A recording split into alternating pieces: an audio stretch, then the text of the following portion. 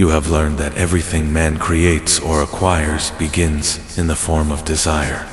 This desire transitions from the abstract to the concrete in the workshop of the imagination, where plans for its transformation are created. In Chapter 2, you were instructed to take 6 definite, practical steps to translate the desire for money into its monetary equivalent. One of these steps is forming a definite, practical plan through which this transformation may occur. First, ally yourself with a group of people necessary for creating and executing your plans for accumulating money. Utilizing the mastermind principle, this is essential. Do not neglect it. Before forming your alliance, decide what advantages you can offer the members in return for their cooperation. No one will work indefinitely without some form of compensation. Arrange to meet with your mastermind group at least twice a week until you have perfected your plan. Maintain perfect harmony among all members of your group. Failure to do so may lead to failure in your endeavors. Remember, you are engaged in an undertaking of major importance, and to succeed, you must have faultless plans. Utilize the experience and imagination of others, as no individual has sufficient knowledge to ensure the accumulation of a great fortune without cooperation. Every plan you adopt should be a joint creation with your mastermind group. If your first plan fails, replace it with a new one. If that fails, continue to create new plans until you find one that works. This is where many men fail due to a lack of persistence. The most intelligent person cannot succeed without practical and workable plans. When plans fail, remember that temporary defeat is not permanent failure. It indicates that your plans may not have been sound. Build other plans and start over. Thomas A. Edison failed 10,000 times before perfecting the incandescent light bulb. This illustrates that temporary defeat should mean only one thing: there is something wrong with your plan. Millions live in misery and poverty because they lack a sound plan for accumulating wealth. Henry Ford accumulated a fortune not because of superior intellect, but because he followed a sound plan. Many with better educations live in poverty due to lacking the right plan. Your achievement can be no greater than the soundness of your plans.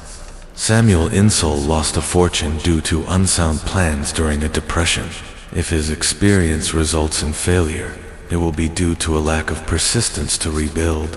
No one is ever defeated until they quit in their mind. This will be repeated often because it is easy to give up at the first sign of defeat. James J. Hill faced temporary defeat when raising capital for a railroad, but turned defeat into victory with new plans. Ford also faced defeat, but created new plans and achieved financial success. We often see men who accumulate fortunes but overlook the temporary defeats they overcame. No follower of this philosophy can expect to accumulate a fortune without experiencing temporary defeat. Accept defeat as a signal that your plans are unsound. Rebuild those plans and pursue your goal once more. If you give up before reaching your goal, you are a quitter. A quitter never wins, and a winner never quits, right? This sentence on a piece of paper in large letters and place it where you can see it daily. When selecting members for your mastermind group, choose those who do not take defeat seriously. Some believe only money can make money, but this is false. Desire, transformed into its monetary equivalent through these principles, is the means through which money is made. Money itself is inert. It cannot act, but responds to those who desire it. The chapter continues with ways to market personal services. This information is practical for anyone with personal services to offer, especially those aspiring to leadership. Intelligent planning is crucial for accumulating wealth, and detailed instructions are provided for those beginning this journey. Most great fortunes began as compensation for personal services or from selling ideas. There are 2 types of people: leaders and followers. Decide if you want to be a leader in your field or remain a follower. The compensation difference is significant. Followers cannot expect the same compensation as leaders, although many mistakenly do. It is no disgrace to be a follower, but it is important not to remain one indefinitely. Most great leaders started as followers and became leaders because they were intelligent followers. The man who cannot follow a leader intelligently cannot become an efficient leader. Those who can follow effectively often develop into leaders quickly. An intelligent follower has many advantages, including the opportunity to acquire knowledge from his leader. Important factors of leadership include 1. Unwavering courage based on self-knowledge and knowledge of one's occupation. No follower wants to be led by someone lacking confidence. 2. SELF control. The leader must control themselves to lead others effectively. 3. A keen sense of justice. Fairness is essential for retaining respect. 4. Definiteness of decision. A leader must be decisive. 5. Definiteness of plans. A leader must plan their work and work their plan effectively. 6. The habit of doing more than paid for. Leaders should be willing to contribute more than they ask of others. 7. A pleasing personality. Leaders must earn respect. 8. Sympathy and understanding.